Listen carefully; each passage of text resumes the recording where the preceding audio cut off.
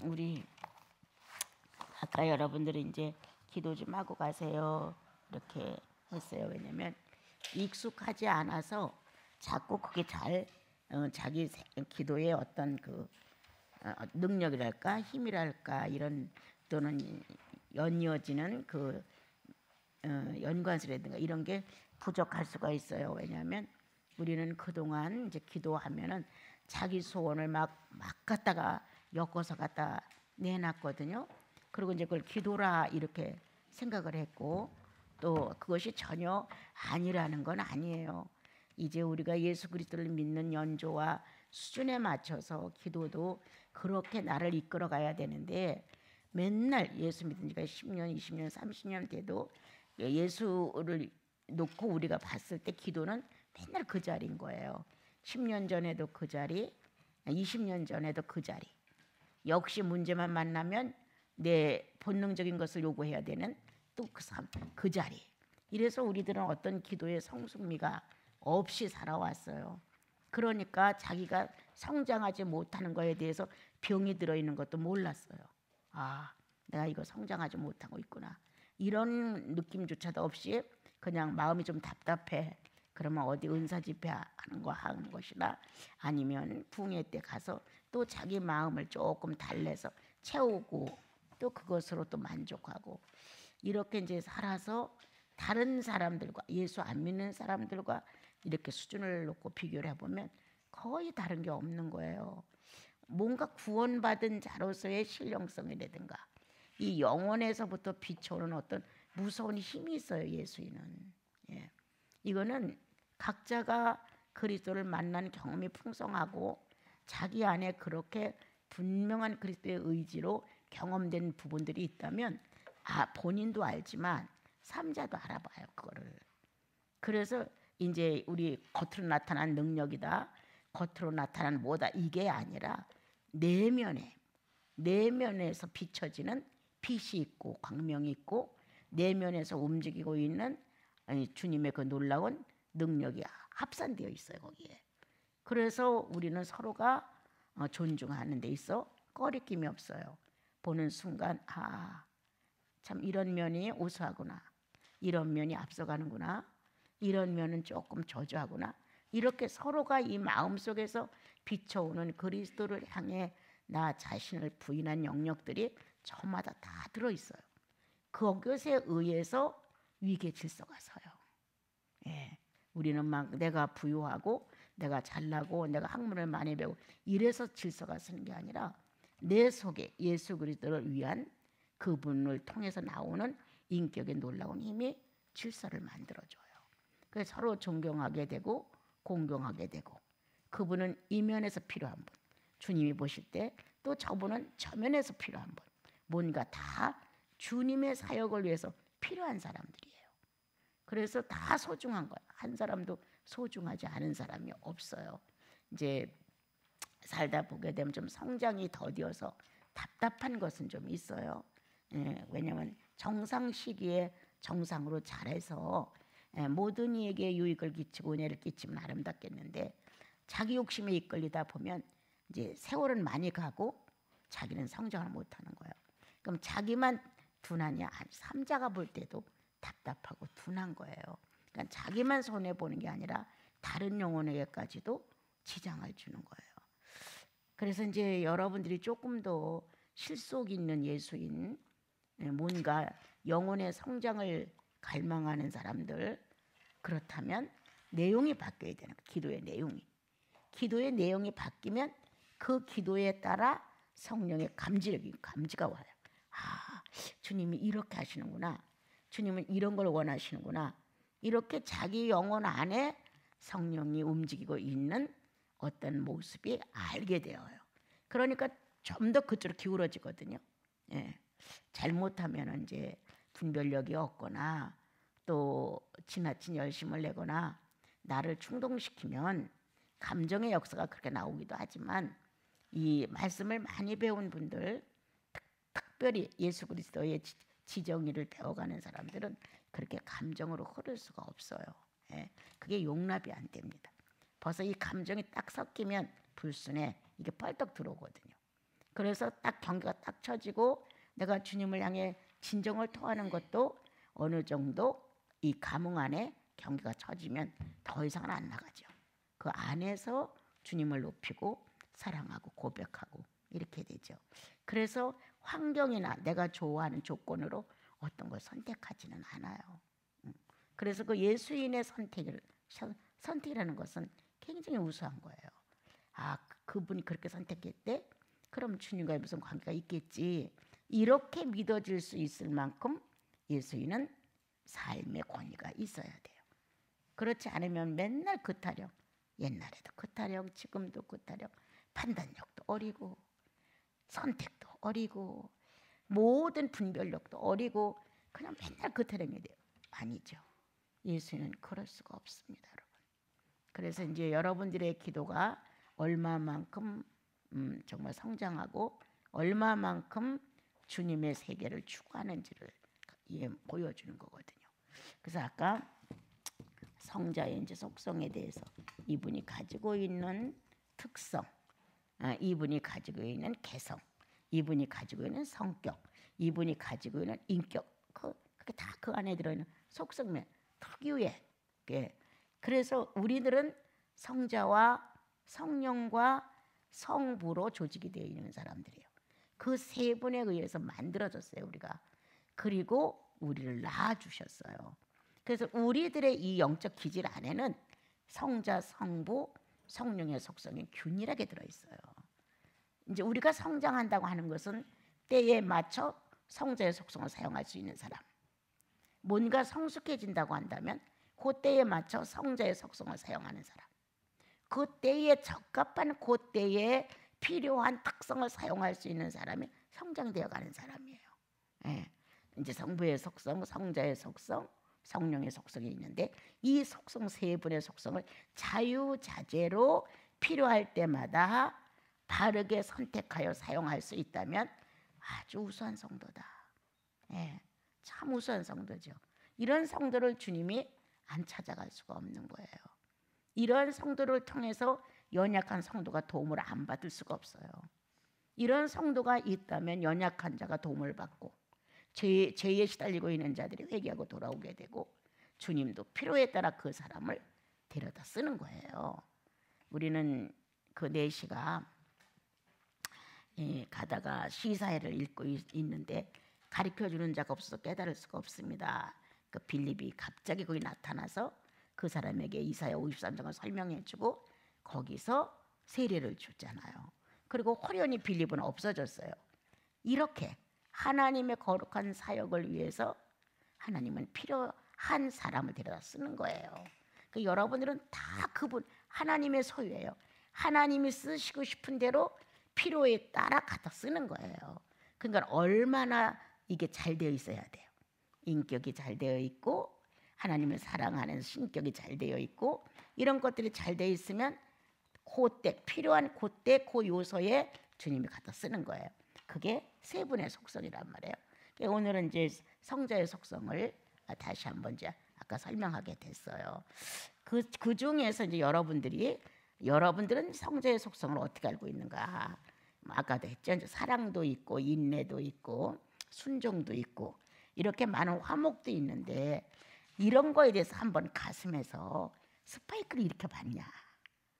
이 속성에 대해서 그냥 막연히 예수님은 사랑이시래, 하나님은 사랑이시래 이런 식이냐? 가슴에서 경험이 되어 있느냐? 가슴에서 이 영혼 안에서 심장이 부딪혀지면서 어떤 경련이 이루어진다든가 아니면 뭔가 불꽃이 튕긴다든가 감동이 진하게 오므로 나도 모르게 외마디가 나올 정도라든가 이런 어떤 경험이 있어야 비로소 화목을 설명하게 되면 나 알아. 이 화답이 된다면 나 알아. 이렇게 자 뭔가 주님에 대해서 순종을 설명해. 자꾸만 경험이 막 꿈틀거리면서 나 알아. 뭔가 거기에 속성에 부딪혀져서 경험이 되어 있는 것들은 이 안에서 화답을 해요. 네 알아요. 나 알아. 나 그건 무슨 뜻인지 알아. 이렇게. 그러니까 이제 이 이사야서나 에레미야서나 이런 거를 그 전에 이제 읽으면 다 몰라요. 너무나 장장하게 그 장이 길고 또 사건이 너무너무 많고 또 이스라엘 민족의 역사 중에 하나라. 나 같은 사람은 엄청 둔했어요. 그런데 하나님의 심정이 사람을 붙들고 얘기한다든가 사람의 심정이 하나님에 대해 호소한다든가 나도 모르게 난 알아. 이렇게 화답이 되는 거야. 그게 막 역사를 축축축 알고 어떤 뭐 영적 해석이 있어서가 아니라 그 심정을 서로 고백할 때 하나님이 사람을 놓고 사람이 하나님을 놓고 이렇게 고백할 때 그 고백의 진실과 그 내용이 교류되었던 그 감정을 난 알아. 주님 나는 이거 알 것 같아요. 이렇게 소리를 질렀어요. 정말 나는 성경을 잘 몰랐던 사람 중에 하나예요. 그러니까 내가 안 썼는데 성령이 성경을 쓰셨잖아요. 그 성경을 쓰신 성령이 이 안에 들어와 있단 말이에요. 그러니까 나도 모르게 난 알 것 같아. 나는 알아요. 이렇게 주님 앞에서 고백을 하게 되는 거예요. 내가 무슨 얼마나 공부를 많이 해서 성경을 그렇게 알겠어요? 아니었는데. 그래서 이렇게 하나님의 심정이 인간의 가슴 속에서 오르내린 것 제일 먼저 집어냈어요. 제가 거기서 감동을 많이 받았어요. 또 이 우리들의 마음이 하나님께로 가서 하나님 마음 안에서 오르내리는 것, 그 선지자들의 피통한 호소라든가 하나님 자신에 대한 문제를 놓고 애통한다든가 이런 게 나오면 그냥 알아듣는 거예요. 그래서 우리 안에는 성령이 있다. 이 성령은 본인이 쓰신 하나님의 사역에 대하여 너무 충만하시다. 그래서 이 성경을 가까이 하는 사람으로 하여금 알게 하신다. 인식하게 하신다. 감지하게 하신다. 무언가 감동 속에서 전달되는 의미가 있다는 거예요. 그래서 성령이 얼마나 소중한지 몰라요. 성령님만이 이 일을 하실 수가 있으니까요. 예수 믿으면서 구원받을 수 있다 좋다. 천국도 간다 맞아요. 성경을 많이 깨달은다 괜찮아요. 그러나 성령 역사 없으면 안 된다. 다른 건 다 충만하다. 근데 성령 역사가 없다. 아무것도 아니에요. 아무리 모래를 이겨서 세멘트처럼 끈기 있게 붙일래도 안 붙어요. 성령이 없으면 모래처럼 흩어져 버려요. 그래서 예수 믿는 사람들에게는 가장 소중하지 않을까? 성령 하나님이. 성부 하나님도 소중하고 성자 하나님도 소중하지만 현재 현실을 살아가는 나와 여러분에게는 현실적으로 가장 끈기 있게 나를 이끌어 가시는 것은 역시 성령 하나님이시 아닌가, 저는 그런 생각이 듭니다. 그래서 이제 성자의 속성에서 아까 이제 순종도 하고 조금 이렇게 했죠. 그 중에서 아까 우리 또 뭐 했어요? 희생도 했고 또 뭐 했어요? 겸손도 했죠. 포함돼서 나갔어요. 자, 그럼 이제 그 중에서 저 화목제물이셨던 예수 그리스도. 자, 화목제물로 예수 그리스도가 오셨어요. 그래서 예수의 속성 안에는 화목이라는 끈끈 액이 있어요. 화목 끈끈 액. 화목의 끈끈한 액이 있어서 화목하지 아니하면 견딜 수가 없는 거예요. 화목해서 마음이 교류되고 서로의 심정을 이해하고 뭔가 서로 모사를 결정하고 이러한 화목의 내용이 확실히 성자 예수 그리스도를 통해서 우리에게 전달이 됐어요. 그런데 이분은 화목하기 위하여 자신을 벌레처럼 버렸어요. 하나님과 성자 예수 그리스도와 성령이 화목하게 해요. 첫째는 세 분의 화목이에요. 세 분이 분리되거나 의견이 다르거나 통합이 안 되면 세 분에게서 찾을 수 없는 화목을 어디가 찾아요? 세 분이 화목해야 화목이라는 능력이 나오고 화목이라는 인격이 나오는 거지. 세 분 자체가 분산되고 세 분 자체가 분열되고 세 분 자체가 연합이 안 된다면 화목은 없는 거예요. 그래서 제일 중요한 것은 성삼인데 잘 들으시면 유익할 수 있어요. 성자 시대에는 성자가 으뜸이에요. 성자가 으뜸이기 때문에 성자가 머리라면 이렇게 그 밖에 이 지체들은 성령과 성부가 되어주시는 거예요. 성부와 성령은 같은 하나님이지만 지금은 성자가 주제예요. 성자가 주인공이에요. 그러면 성령과 성부는 지체 역할을 해요. 그럼 성자가 본체예요. 이 존중이 어마어마해요, 여러분. 이 궤도의 존중과 이 인력권 때문에 하늘과 땅에 변화가 없는 거예요. 그대로 요동되지 않는 나라라고 성경에 나오거든요. 그대로 견제되어서 0.001도 어긋나는 법이 없어요. 그래서 여기서 이 성자가 본체가 되시고 성령과 성부가 지체가 되주는 거예요. 그래서 화목이라는 엄청난 인격을 그리스도가 표현하실 수가 있었어요. 그러면 성령과 성부가 지체가 돼서 엄청난 보조를 했다는 거예요. 얼마만큼? 성자 당신이 하나님이요, 이렇게 밀어내셨어요. 성부 시대에는 성자와 성령이 당신이 하나님이에요 라고 이렇게 밀어냈는데, 성자 시대에 와서는 성부와 성령이 당신이 하나님이야 라고 밀어냈다는 거예요. 이렇게 상대를 최고의 자리로 인정해주는 화목. 그럼 성부와 성령이 이렇게 지체들의 협력을 그대로 송두리째 받아내는 것. 내가 이 본체가 으스러지더라도 지체들의 이러한 협력을 위하여 완성을 해야 한다는 거예요. 그래서 이 존중성, 이 세 분의 화목은 신적 화목이에요. 우리가 상상할 수 없어요. 얼마만큼 성령의 체험과 경험이 있어서 거기에 견제되는 인력권에 대하여 균형을 잡는 이러한 영계의 어떠한 궤도의 모습을 여러분들이 성령 안에서 체험을 하게 되면 그거였어 라고 소리 지를 수 있을 정도예요. 그런데 그렇지 않고 우리 낱말로 알아요. 화목.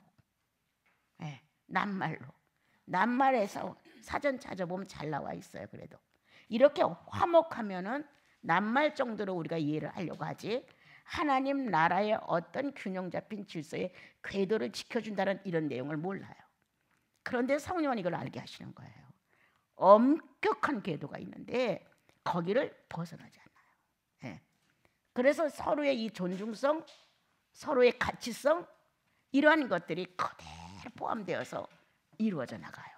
그래서 세 분이 화목함으로 인하여 우리에게는 화목의 대표자로 예수 그리스도가 본체가 되신 거예요. 그래서 나와 여러분은 예수님을 영접하고 나면 많은 속성이 있지만 화목의 속성을 선물로 받았다. 이래서 사도 바울은 화목의 직책을 주셨느니라 이렇게 나왔어요. 이만큼 확실한 거예요. 부부도 화목해야 돼요. 화목해야 성령이 거기 곁들이실 수가 있어요. 그런데 부부가 화목하지 아니하면 성령은 가실 데가 없어요. 자매 편을 들겠어요? 형제 편을 들겠어요? 그러니까 처참하게 쳐다만 보고 계신 거예요. 그래서 주님을 위해서라도 부부는 화목해야 돼요. 예수 믿으면서 화목하지 않다고 하는 것 좀 고민해 봐야죠. 조금은 뭔가 내가 삐뚤어졌는지, 내가 용납성이 없는지, 내가 이기적인 사람인지, 내가 희생을 안 하는지를 발견해 봐야 돼요.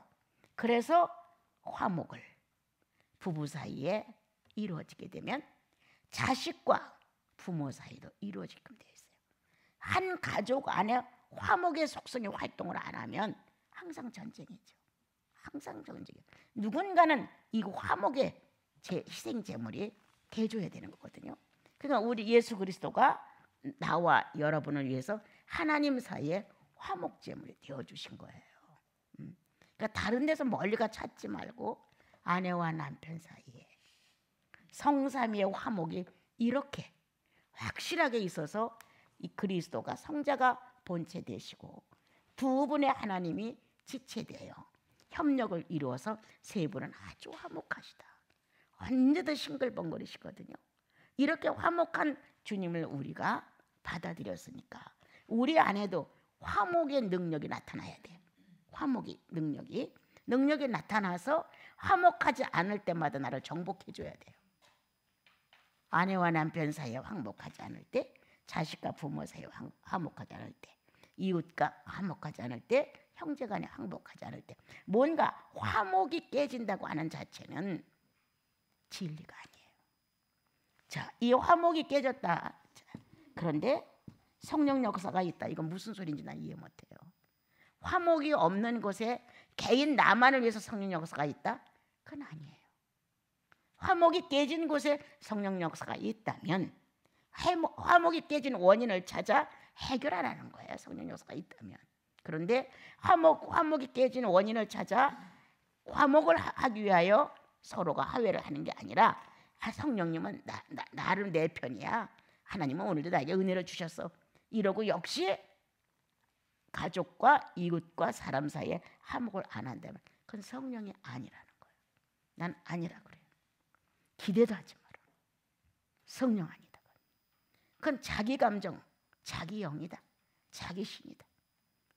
성령이 지금 화목을 잃어버리고 있는 당신에게 나타났어. 왜 나타났어? 화목하라고. 나타나는 원인이 있다는 거야. 왜 나타났어? 왜 깨닫게 했어? 왜 감동을 주었어? 뭔가 나로 하여금 느낄 수 있는 감각을 왜 일으켰어? 화목하라고. 이렇게 찾아야 되는데 그거는 옆에다 밀어놓고 성령이 나에게 역사했다는 거야. 그러니까 너보다는 내가 더 낫다는 거예요. 이런 식의 판단을 잃어버린 성령에 대하여 이해를 하지 못하는 우리들의 모습이 많이 있어요. 그래서 화목을 놓고 기도를 시작을 하는 거야. 한동안 화목하신 그리스도, 화목하신 성삼위, 화목됨으로 나의 죄됨을 용서해주고 화목을 청해 오신 분이에요. 예수 그리스도가 화목을 청해 와서 우리가 청하지 않았어요. 주님이 나에게 청해 오셨어요. 화목하자고. 이렇게 그분의 화목의 화해의 악수를 그분이 먼저 내밀어 주심으로 우리는 거기다 손을 얹은 것뿐이에요. 이런 감사가 가슴에서 쏟아져 나와야 돼요. 그리고 내가 남편과 화목하지 않을 때 그는 내 마음에서 괴로워했다는 거예요. 자식과 화목하지 않을 때 성령은 내 안에서 어려우셨다는 거예요. 그런데 이 화목하지 않음으로 일어난 마음을 우리는 이해를 못하고 그 사람이 먼저 회개하기를 바라는 거예요. 그 사람이 나한테 먼저 용서를 빌기를 바라는 거예요. 아니에요. 성령의 경험이 있는 사람이 먼저 화해를 청하는 거예요. 성령을 위해서. 그래서 이 화목에 대한 기도를 쭉 하다가 그리스도가 화목제물로 오심을 나도 화목제물이 되어야 됨을 깨닫게 되는 거예요. 그래서 화목제물이신 그리스도와 내가 일치를 이룰 수 있다는 것은 나도 화목제물이 돼야 돼. 예수님은 화목제물인데 나는 안 되려고 해. 백날이 가도 능력 없죠. 화목제물이라고 인정을 했고 주님이 화목제물로 왔다고 하는 것을 내가 고백할 수 있었다면 어떤 문제가 왔을 때 나도 화목제물이 돼야 되는 거예요, 여러분. 그래야 서로 인격이 소통된다. 주님도 화목제물이 되셨고 나도 사람 사이에서 화목제물이 될 수 있었다. 둘은 만나면 그냥 소통이야. 주십시오 이거 소용없는 말이에요. 그냥 소통이에요. 둘 다 화목제물의 모습이 있기 때문이에요.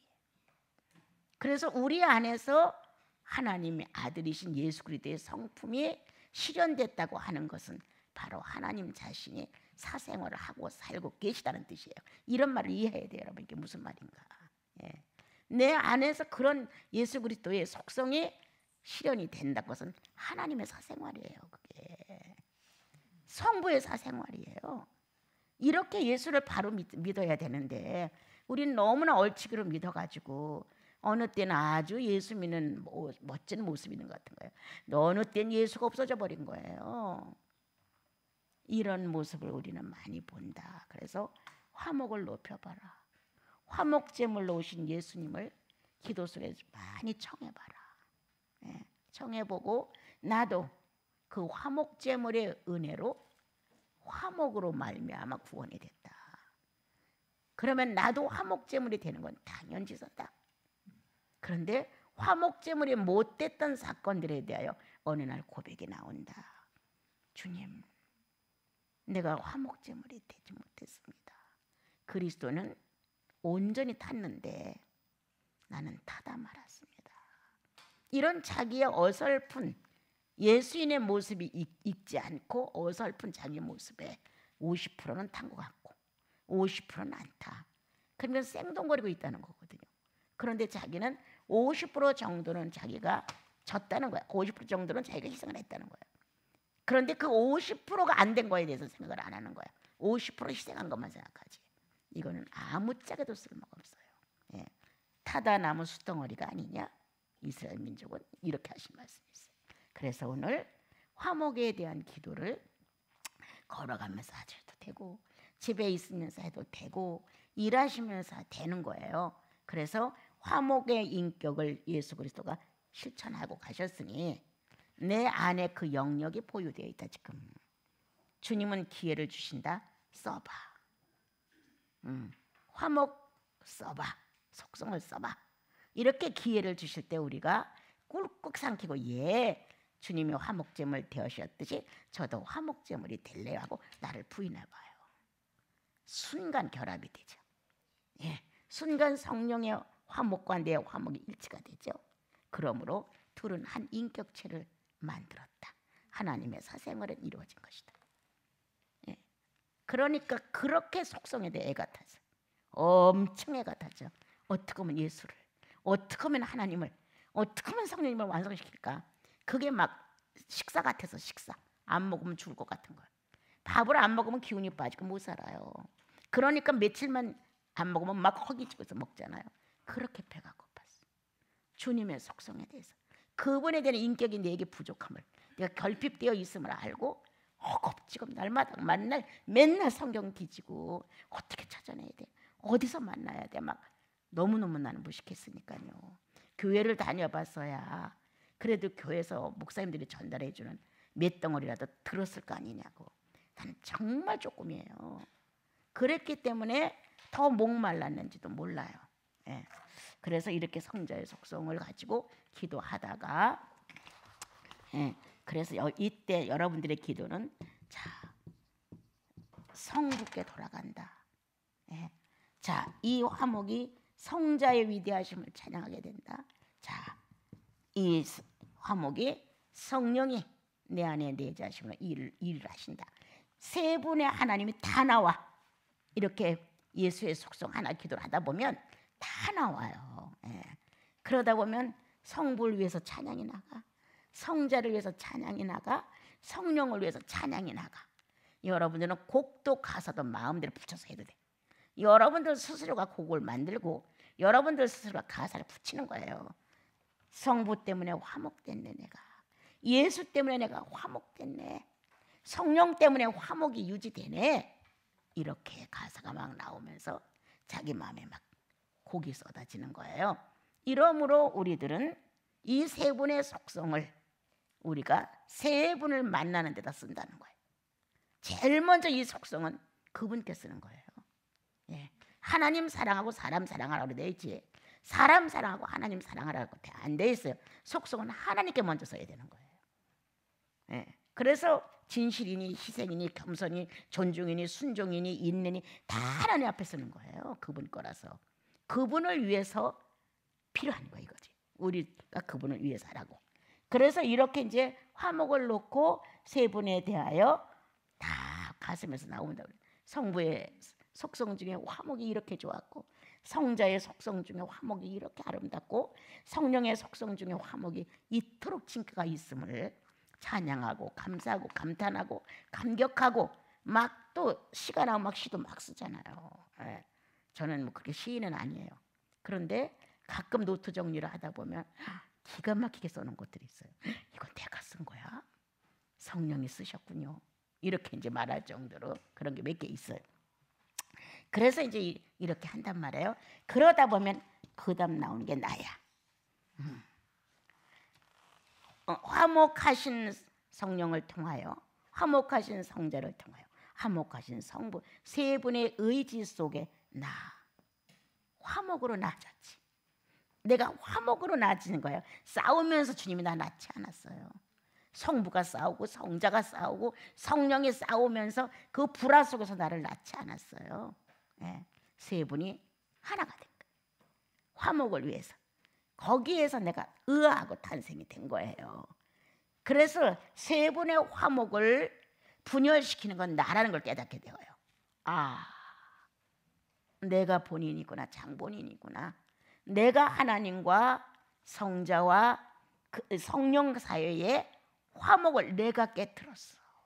이제 나는 누구냐? 화목을 깨트린 죄인인 걸 발견해. 진지해지죠, 여러분. 그냥 스쳐 지나가면 앞으로 안 돼. 내 나이가 얼마인지 알지, 여러분? 내가 몇 번이나 앞으로 진지하게 전하겠어요. 그러니까 들을 수 있는 것만큼 듣고 여러분들이 예수 바로 믿어야 돼. 자, 그래서 이렇게 되면서 나와 연결이 되면서 나는 어느 날 성부와 나와의 화목을 내가 깼구나. 내가 죄인이야. 성자의 화목을 내가 깼구나. 내가 죄인이야. 성령의 화목을 내가 깼구나. 얼마나 잘난 척을 하며 원인을 따져가며 합리화시켜가며 얼마나 나는 죄인으로서의 모습을 노골적으로 표현했을까. 어마어마하게 노출되죠. 진짜 어마어마해요. 그래서 화목을 놓은 아름다운 것을 주님 앞에서 하다가 나를 발견하고, 화목 때문에 내가 탄생이 되어서 화목의 인격으로 탄생이 되는데 불구하고 나는 화목을 분리시키는 사람이었어. 전쟁으로. 그래서 성부로부터, 성자로부터, 성령으로부터의 축복이 안 된 거예요. 그러므로 나는 발견한다. 화목을 깬 죄인이라는 사실을. 천국 못 가는 죄인이 아니죠. 화목을 여지없이 깨는 거야. 나 자신을 세우기 위해서. 나라는 한 사람을 사람 속에서 인정받기 위해서 화목을 있는 대로 깨면서 나 잘났어. 왜 너는 나를 몰라? 나 이런 사람이야. 나도 이만큼의 너보다는 이런 식으로 화목을 깬 거예요. 그래서 화목을 깬 죄인으로서 주님 앞에 무릎을 꿇게 되죠. 그리고 이때 다시 화목으로 나를 다시 살리는 게 성령이신 거예요. 왜? 잘못했습니다. 내가 큰 죄입니다. 화목을 깼습니다라는 정통적인 가슴에서 울림이 하나님께로 나가게 되면 내가 회복되기 시작해요. 그래서 의인으로서 해맑은 깨끗한 그러한 모습으로 다시 내 영혼이 산뜻하게 서게 되지요. 그래서 이 기도는 속성으로 해야 된다는 거예요. 잡음이 필요 없어요. 구사가 필요 없어요. 있는 그대로 내놓는 것 뿐이니까. 그러니까 거짓이다, 가식이다, 진실이다 이런 걸 논할 필요도 없는 거예요. 이렇게 해서 여러분들이 이제 숙제를 안고 가는데 성자의 속성을 적어도 10개 정도 적어 보십시오. 적어 갖고 집에 가서 하나씩 하나씩 그 속성을 붙들고 주님 앞에 기도를 한번 해보세요. 그리고 주님하고 자기 관계를 맺어보세요. 그러면 거기 결과가 따라와요. 자, 여러분들 꼭 그렇게 해주길 바라고, 여러분들 이것이 큰 공간이나 시간을 요구하는 기도가 아니에요. 걸어다니면서 다 해도 된다고 나 자꾸 말하잖아요. 일하면서도 될 수 있어요. 마음에 품는 소원이니까. 그리고 그분이 한 일을 높이고 자랑하고 나한테 자랑하는 거예요. 너의 주님은 이렇게 하셨단다. 너의 주님은 이러한 분이야. 이렇게 내 주님을 막 자랑하는 거예요. 그리고 난 자랑하고 싶어요. 주님이 이렇게 하셨으니까요. 이렇게 주님과 아주 친밀한 관계를 맺어가는 거예요. 속성으로. 그 다음에 이제 했으니까 조금만 넘어갈게요. 유일신이에요. 예수 그리스도는 구속주로서 유일신이에요. 어느 누구도 이걸 담당할 수 없어요. 자, 우리에게 육체라는 게 있어요.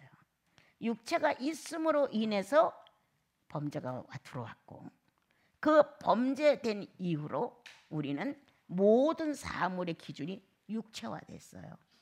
먹느냐 못 먹느냐, 입느냐 안 입느냐, 자 인정을 받느냐 못 받느냐, 돈을 더 버느냐 못 버느냐, 다 물질이 됐어요.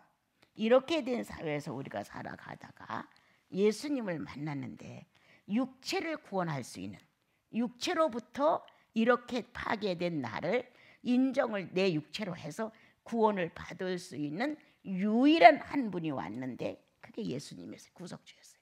예수님이었어요. 영만 구원하는 것이 아니라 육으로 시인하여, 육으로 선악과를 땄듯이 육으로 시인하여, 성경에는 입으로 시인하여 그랬죠. 육으로 시인하여 당신이 내 구주입니다, 정말 내 하나님이십니다 라고 고백할 수 있는 유일하신 분, 예수 그리스도 한 분뿐이다. 예, 이게 유일신이에요. 그래서 하나님이 창조로 자신을 알렸지만 예수 그리스도는 육체로 자신을 알렸어요. 예, 자신을 이렇게. 그리고 성경은 이것을 도와주기 위해서 모든 만물이 육체로 말미암아 예수 그리스도로 말미암아 나왔느니라. 그래서 모든 만물의 근원은 예수 그리스도세요. 주님이 모든 만물의 주인공이 되신 거예요. 그래서 우리가 구원받는 것은 천국 가서 지옥 가서 예수를 알고 모르고 이게 아니라 육체를 가진 이 지상에서, 예. 그리고 육체로 하나님이 되실 수 있는 유일한 분이었어요. 육체로 하나님이 될 수 있는. 이러한 것을 이제 우리가 놓고 주님 앞에 기도를 하는 거예요. 이야, 만물이 예수님으로 말미암아 나왔다. 만물은 다 주님을 근본으로 놓았구나. 그래서 근본을 따져 들어가는 거예요. 근본을 따져 들어가게 되면 아직 이 세상에 나타나지 않은 예수 그리스도가 물질을 탄생시켰다는 거야. 영계에서 바깥으로 보냈다는 거예요. 그리스도에게서 나왔다는 거예요. 그런데 다시 주님이 그 물질 세계에서 몸으로 오신 거예요. 육체로 오신 거예요. 그래서 육체로 오실 수 있는 유일한 하나님 예수 그리스도다. 모든 만물을 보낼 수 있는 근원이 된 것 예수 그리스도다. 모든 만물이 주님으로부터 나와서 모든 만물이 주님께로 돌아간다고 로마서 기록을 하셨어요. 이렇게 확실하게 이 만물, 물질 이러한 것들의 주인공은 예수 그리스도라고 설명을 해 놓으신 거예요. 그래서 나와 여러분이 육체를 가지고 예수를 시인한다. 다른 데서는 구원을 받을 만한 장소가 없다. 또 구원을 받을 수 있는 영육의 육체가 없어요. 이 땅에서만이 육체를 가지고 시인을 해야만 구원이 확실한 거예요. 자, 그러면 이 구원주가 자, 순간적이냐, 일시적이냐, 일시적이냐, 아니면 영원적이냐 이렇게 보는 거예요. 하나님은 영원하시다 이렇게 말을 했어요, 그죠? 예, 영원 시제에서 순간 시제가 나왔어요. 그래서 이 구원은 일시적으로 내가 예수 믿고 구원 받습니다 라는 것이 아니라 영원적이라는 거예요. 항상 어떤 영원적? 현재적 영원이에요. 현재적 영원. 미래적 영원이 아니고 과거적 영원이 아니라 현재적 영원이에요. 예수 믿는 건 현재적 영원이에요. 그래서 과거다, 현재다, 미래다가 아니라 오늘이에요. 오늘이야. 믿음은 오늘이야. 신앙은 오늘이야. 과거에 내가 이렇게 잘 믿었고 다 헛한 말이에요. 난 미래는 또 이렇게 잘 믿을 거야. 지금 보니까 잘 믿을 것 같지도 않아. 그런데 그렇게 기대를 하죠. 난 몇 년 후면 더 잘 믿을 거야. 아니요. 과거도 아니고 미래도 아니에요. 자, 우리는 현재적인 영혼을 믿는 유일한 신을 믿는 게 바로 예수 그리스도예요. 그래서 우리들은 일시적인 어떤 당분간의 사건으로 예수를 받는 게 아니라 오늘 현재적으로 예라고 답했다면 이거는 영혼과 이어진 거예요. 끝났어요. 이제는 더 이상 돌이킬 수도 없고 도망갈 수도 없고 끊을 수도 없어요. 이건 끝났어요. 이렇게 구속을 영원히 딱 잡고 끝내버린 것이 우리들의 주 예수 그리스도예요. 자, 그럼 또 이것뿐이냐? 모든 것은 죽음으로 끝났다는 거예요. 그런데 주님만은 다시 사셨단 말이에요. 부활로. 유일한 주님이에요. 죽었다가 다시 살았다. 유일신이에요. 이분 외에는 어느 누구도 이렇게 죽었다가 다시 살아나 몸으로, 제자들이 보는 눈앞에서 몸으로 승천에 오른 유일신이에요. 예, 그런데 이 유일신은 그냥 된 것이 아니라 이미 예언됐었다. 에녹에. 예? 에녹 선지자가 1만 성도와 함께 예수 그리스도가 구름 중에 계신 것을 보게 됐어요. 재림인 동시에 승천이에요. 승천인 동시에 재림이에요. 그러니까 그냥 된 게 아니라는 거예요. 이미도 현재적 영혼계를 갖고 있었던 성령은 이렇게 하나님을 경외하는 성도 속에 들어가 너의 주님은 1만 성도와 함께 재림도 하실 수 있고 승천도 할 수 있다는 거예요. 유일한 분, 부활과 승천과 재림의 유일한 분, 예수 그리스도. 자, 이런 거 놓고 여러분들 기도해봤어요? 예? 나는 어떻게 승천에 올라는지가 고민이었어요. 수년간 뱃속에 있는 오물은 어떻게 됐을까? 막 이런 걱정. 예. 어떻게 있는 그대로 호련이 변해야 된다고 하셨는데, 그러면 비현실적으로 변한 것일까? 아니면 이렇게 눈을 보는 데서 갈릴리 사람들아, 너희들이 보는 것처럼 너희들의 주님도 이렇게 온다 했는데 그 물질이 아니었을까? 뭐 별 생각 계속 들어간 거예요, 난 그거에 대해서. 그래서 부활은 좀 알고 있었어요. 근데 승천에 대해서는 엄청 고민한 사람이에요. 예. 이 공관계의 무중력을 깨닫고 이게 풀어진 거예요. 그 전까지는 이게 내 숙제였어요. 어떻게 승천했을까? 뚝 떨어져 어떻게 했을까? 그냥 둥실둥실 그 풍선처럼 둥둥 떠갔을까? 그럼 이때 눈도 못 보고 귀도 못 듣고 말도 못하는 모습으로 간 것일까? 아니면 눈도 볼 수 있고 귀도 들을 수 있고 말도 할 수 있는 모습으로 갔을까? 무슨 생각을 안 했겠어요? 승천이 풀어지지 않아서. 예. 이렇게 유일신이신 그리스도는 죽었다가 다시 살 수 있는 사실 유일한 분. 다시 그대로 우리가 보는 눈앞에서 현실감 있게 그 몸을 가지고 승천하여 우리가 알 수 없는 공간계로 들어갔다는 거예요. 예? 어떻게 됐을까 이건 도대체? 이게 도대체 어떻게 되는 것일까? 이런 분이 유일하신 나의 주 그리스도예요. 여러분의 주님 성자예요. 이런 것들을 놓고 여러분들이 정말 천국의 시민 아니에요? 아버지 나라를 기업으로 받을 수 있는 작은 예수인들인데 이게 어떻게 고민이 안 돼요? 왜 고민이 안 돼요? 도대체 주님은 어떻게 이렇게 하셨을까? 자, 이걸 누가 논박해 오면 나는 이걸 같이 대등하게 정말 얘기를 엮을 수 있는 것일까? 암담한 거였어요, 나는 이런 게. 그랬는데 어느 날 그런 것들이 내 속에서 이루어지면서 육체를 만족시키기 위해서는 풀 수가 없구나. 육체를 만족시켜주기 위해서 내가 이거 풀 수 없었어요. 그런데 영을 기쁨을 줄 수 있는 풀이가 영혼 속에서 일어나는 거였어요. 그때부터 승천은 내 현실이었어요. 내가 이 땅에서 이 불우한 이 불행한 육체를 가지고 무게를 엄청 느끼면서 살지만 이것이 내가 주님을 사랑하는데 지장을 줄 수 없다. 승천이다. 예. 내 육체의 어떤 불완전한 이러한 장애가 나를 막을 수 없다. 이 중량 때문에 내가 예수를 못 믿지 않는다. 나는 승천의 삶을 살고 있다. 무슨 말인지 이해할 수 있어요? 그러니까 내가 말했잖아요. 내가 장애인인 줄 몰랐다고. 장애인인 줄 모르고 살았다니까요.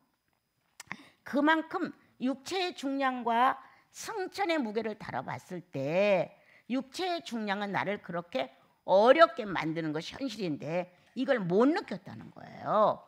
왜? 나는 이 땅의 장애물을 못 느꼈다는 거예요. 거의 주님을 사랑하는데 그 장애물이 나를 방해할 수 없었다는 거예요.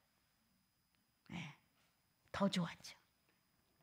불행이 와야 더 주님을 끈끈하게 사랑할 수 있고 밤새 그 주님을 내가 찾을 수 있고 그분의 현실이 내 안에서 이루어지는 걸 실감할 수 있었으니까 그 승천이었다는 거지. 예? 이 삶이. 그래서 그때 승천은 육체를 만족시켜주는 해답이 없다. 다만 성령에 의해서 내가 성령의 공관계를 같이 산다. 예. 그 공관계에서 살기 때문에 이 세상에서 일어나고 있는 많은 잡음이 어마어마하게 살잖아요. 살다 보면. 그런데 이것들이 내가 주님을 사랑하는데 지장을 줄 수 없었다. 그러므로 내가 육체는 땅에 있지만 내 영은 하늘에 있는 것 같았다. 이렇게 이제 스스로 풀이가 됐어요. 그때에 승천의 공간에 대한 고마움이 가슴에 막 벅차오르는 거였어요. 예. 그분이 둥둥 떠가든 그분이 걸어가든 그건 그분의 소관이고, 오늘 내가 이 현실을 갖고 살면서 현실의 장애를 못 느낀다고 하는 것은 얼마나 큰 승천이냐. 얼마나 큰 승천이냐. 사건만 생기면 주님 고맙습니다, 감사합니다, 주님의 내 생활 속에 계셔서 나는 행복해요라고 소리 칠 수 있었던 것, 이거 승천의 삶이 아니냐. 진흙의 무게는 나를 잡지 못했어요. 예. 무슨 말인지 알죠? 진흙의 무게는 나를 잡지 못했어요. 나는 성령에 의해서 그 공관계의 삶이 너무 좋았어요. 못 입으면 어때? 못 먹으면 어때? 무시당하면 어때? 가난뱅이라 그러면 어때? 바보라고 하면 어때? 의미가 없었던 거예요. 그런데 나이가 이렇게 들고 가니까 그러한 나를 같이 살자고 덤벼들었던 이 피터 장로님, 같이 가자고 발을 띄워놓았던 요한 장로님이 내 마음에 귀한 거예요. 세상의 계산을 할 줄 아나? 비전이 있어서 앞으로 나를 따라오면 잘 산다고를 가르쳤나? 하나님은 믿는 자에게 능치 못할 일이 없으니까 당신들에게 복 줄 거야, 이런 강의를 한번 해주나? 예수 믿으면 자꾸 버려야 된다고만 가르쳐주는데도 불구하고 미래도 없고 장래도 없고 계획도 없고 돈도 없고 아무것도 안 가진 나를 쫓아왔다는 것. 어떤 때는 속상해요. 왜? 제 정상 시기에 성장하지 못했대. 그땐 차라리 안 만났으면 좋았을 것을 할 정도로 내가 화가 나요. 저렇게 못 자라고 있어? 누가 붙든다고? 에? 모든 걸 다 버리고 이 산속으로 쫓아나왔다면 그만큼 살려야지, 자기를 주님 앞에서. 근데 그렇게 안 하니까 차라리 만나지 말았으면 좋았을 것을 할 정도로 답답하지만, 답답할 정도가 아니지, 아주 속이 상할 정도지. 아주 나빠 이 말이 막 쏟아져 나오죠. 빤히 보이잖아요. 그걸 왜 모르겠어요. 근데 내가 늘 나는 이래요. 우리 식구들 보고, 내가 성인이야, 내가 많이 참잖아, 많이 넘어가잖아, 이 정도면 성인이야. 저 나무 잘라놓은 거 보라고. 피터 봤지? 내 성인이라니까. 그런 얘기를 이제 웃으면서 하는 거예요. 뭐가 있다고? 눈에 보이는 거 하나도 없어. 잡히는 거 하나도 없어. 보장된 것도 없어. 역시 나랑 살면 심부름만 죽도록 해야 돼. 이거 해라 저거 해라. 뻔하잖아요. 그런 데가 같이 온 거예요. 여기가. 이거 21세기 기적이다. 성령이 존재한다는 기적이고, 예수 그리스도가 존재한다는 기적이고, 하나님이 존재한다는 기적이다. 뭘 더 바라보냐? 뭐 하나나 쫓아갈 건덕지가 있었냐? 없었어. 짐이야. 요한 장로님 날 지게에다 치고 다니지 않았겠어요, 여러분? 그런데 내가 좋아했던 예수, 정말 주고 싶다. 내가 이토록 목말라고 이렇게 내 자신이 살았는지 죽었는지도 모를 정도로 주님을 원했던 내 시간들에 대하여 너희들도 좀 가져가 봐라. 당신들도 좀 내 걸 좀 뺏어가 봐라. 예수가 실감 있나 없나 좀 한번 해봐라. 늙으면 못해. 여러분, 나 전쟁하는 사람이야. 치열하게. 늙음이 지정될까 봐. 예수 사랑하는데. 정말 주님을 재발견하고 성령의 새 역사가 내 영혼 속에서 안 일어날까 봐 나 전쟁하는 사람이에요. 이게 내 목이야. 내 목. 다른 사람들이야 건강하니까 뭐 주님 찾는데 자기 방법대로 하겠지만 나는 엄청 안 좋은 거예요. 예. 항상 밤마다 내가 제대로 잘 수 있을까? 맨날 하는 말이 그거예요. 어떻게 하면 잘 잘까? 어떻게 하면 조금 단잠을 잘 수 있을까? 맨날 전쟁을 하는 거예요. 그런데 이렇게 희망 없는 나를, 가망 없는 나를, 보장이 0.01도 없는 나를 뭘 바라보고 쫓아왔냐? 뭘 바라보고. 오늘 이 세상에 있는 것들에 대하여 장하게 될 수 없었다는 것. 진흙덩어리가 나를 가로막지 못했다는 것. 이 능력이 예수 그리스도의 승천의 능력이에요. 이걸로 인하여 내 형제들이 눈이 멀어서 나를 찾아왔겠지. 지금까지 같이 왔겠지. 그래 지금에 와서 내가 고맙다 감사하다 이런 건 조금이야. 왜 자기 목을 못 찾아? 왜 나시린의 입장에서 주님의 성별하에 불러줬는데 왜 자기 목을 못 찾아? 자기 목을 찾아가야지. 그래서 그들도 주님 죽었어, 부활했어, 승천했어, 성령 보내셨어. 이게 자기 삶이 돼야 되는 거예요. 부활도 이론일 수도 있어. 지금 부활도 어떻게 보면은 낱말이야. 이게 정말 자기 영혼 안에서 부활의 능력이 어떤 장애물도 다 해치고 일어나는 거예요. 어떤 장애물도. 이게 사망을 용납해 줄 수 없는 게 부활이거든요. 뭐 이것 때문에 내가 이렇고 저것 때문에 이렇고 이건 죽은 생활이지 부활은 아니죠. 그렇다면 우리들의 시간은 부활을 경험하는 시간들이다. 바울처럼 내가 부활에 참여하게 하기 위해서 표대를 향하여 달려가노라. 네. 부활에 참여하기 위해서 달려간다고 바울은 말했다.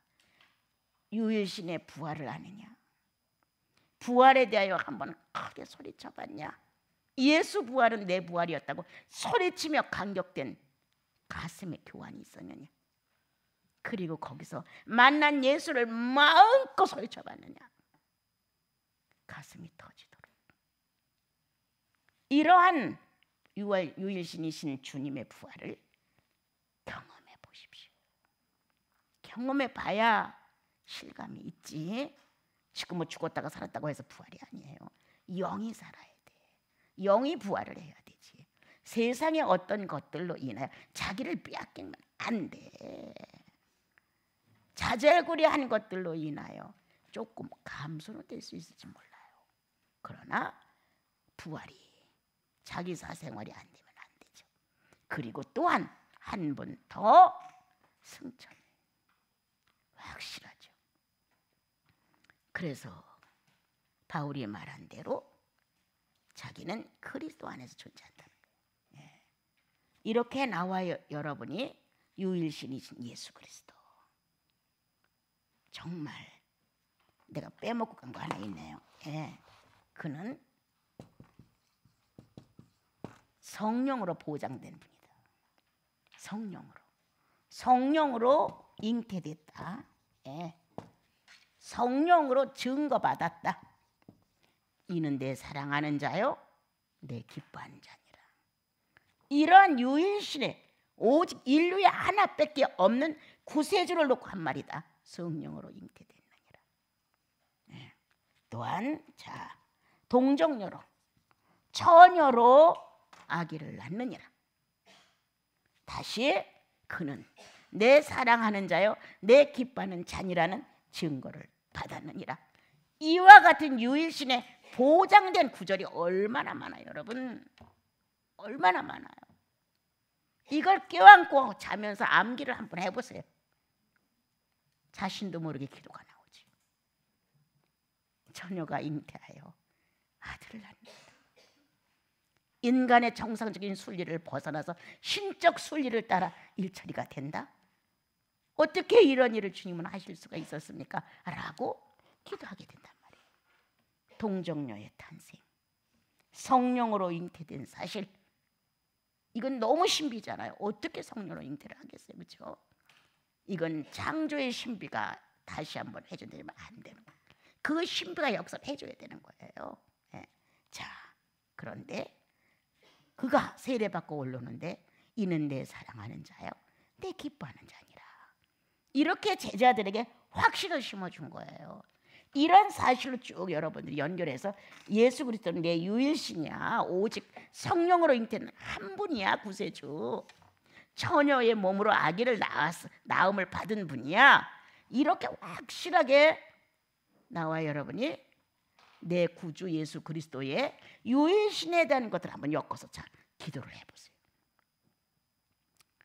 나는 바울의 한 말씀 중에 내가 몸 밖에 있었는지 몸 안에 있었는지 몰랐다. 이게 환상 중에 이루어졌든 꿈에 이루어졌든 기도를 하러 이루어졌든 난 그건 관심 없어요. 그러나 성령 안에서 충분히 있을 수 있다는 거예요. 내가 몸 밖에 있었는지 몸 안에 있었는지 알지 못하지만 분명한 것은 신의 현실이었다. 신적 현실이 있었다는 그 안에서. 근데 그 신적 현실에는 내가 포함됐다는 거예요. 내가. 그 내용이 그게. 그 신들이 있는 그 신의 현실에 내가 거기 있었다. 그럼 바울은 자기는 신의 현실 속에 있었다는 거예요. 이렇게 아주 정확하게 표현했단 말이에요. 그런데 사람들은 그 말을 쉽게 써요. 내가 몸 안에 있었는지 몸 밖에 있었는지 모른다고. 그럼 자기가 굉장히 신령해진다고 생각하는 모양이죠. 그렇게 다르다는 거예요. 오늘 구세주, 나의 구세주, 여러분의 구세주, 나의 하나님, 여러분의 하나님, 죄를 용서해주고 새 창조로 나를 바꿔놓은 그분, 그거에 대하여 감사해봐라. 마음껏 찬양해봐라. 마음껏 축하해봐라. 그리고 마음껏 칭찬해봐라. 여기서 쏟아지는 성령 충만, 여기서 감격해오는 나의 회복, 여기에서 다시 한번 하나님 세계를 만져보는 내 감각, 놀랍다. 유일신, 구원의 주로 유일신의 이 업적을 새겨봐라. 나는 꼭 무릎 꿇어 주여 이러는 거 절대 아닙니다, 여러분. 그렇게 할 수도 있지만 사생활 중에서 충분히 해라. 이 마음을 그분께 쏟고 늘 이와 같은 그리스도의 유일신의 업적이나 공로를 가지고 한번 기도해봐라. 성령은 언제든지 역사하신다. 예. 그리고 내가 찾아내지 못한 어떠한 비밀스러운 공간을 톡톡 쳐서 열어주죠. 내가 이해할 수 있을 만큼, 내가 소화할 수 있을 만큼, 그리고 거기서 내가 예수 그리스도를 구주로 다시 한번 인정해주는 아름다운 속죄의 시간이 이루어지는 것만큼의 능력이 이루어집니다, 여러분. 그래서 오늘 저녁에는 성자 예수 그리스도의 유일신, 내 육체를 다시 한번 새롭게 감각을 일으켜서 하나님을 아버지라고 부를 수 있도록 모든 기관을 새롭게 하는 이분, 죄에 쩌들리고 죄에 사용되고 맨 고장나고 고물이 다 된 나를 예수 그리스도로 말미암아 새로운 피조물로 거듭나게 하는 그분, 그분에 대하여 높이 좀 찬양을 해보십시오. 많이 사랑해 보십시오. 그러면 여러분들의 기도 안에 여러분들의 충만이 막 싹 트고 예수 그리스도가 이 생명체가 우리 안에서 아담의 존재를 놓고 예수 그리스도의 새로운 존재 의식으로 나와 여러분을 이끌어 갑니다. 그래서 기도가 살아있죠. 기도가 살아있어요. 여러분 세 사람이 만약에 기도를 했다 해도 이렇게 내면에서 그리스도를 만나는 영혼의 기도는 애정이 나가요. 애정이 나가요, 여러분. 뭔가 주님에 대한 애틋함이 있으면 여기서 뭔가 묻어나. 그래서 자연적으로 인정이 되는 거예요. 그러나 아무리 문장 구성이 좋고 아무리 뛰어나도 마음을 못 움직이면 겉도는 거예요. 의미가 없어요. 나와 여러분 오늘은 이 저녁 시간 예수 그리스도는 나의 유일신, 죄를 구원하신 구세주는 나의 유일신, 어떠한 분 이런 거 쭉 엮는 거예요. 엮어놓고 한 대목 한 대목 기도를 하는 거예요. 내 영혼의 높임을 받으십시오. 내 영혼의 찬양을 받으십시오. 자연의 순리를 떠나 성령의 과학 안에서 처녀로 잉태된 이 사실에 대하여 주연애가 천사를 보냅니다. 멋있는 글이 얼마나 많아. 이렇게 막 올리는 거예요, 주님을. 그러다 보면요, 거짓스럽고 가직스럽고 교만한 것도 다 떨어져 나가요. 그거 없애려고 밤새 기도할 필요도 없어. 이런 것만 정확하게 기도해도 자기 자신의 오물들이 다 씻겨져 나가는 걸 볼 수 있어요.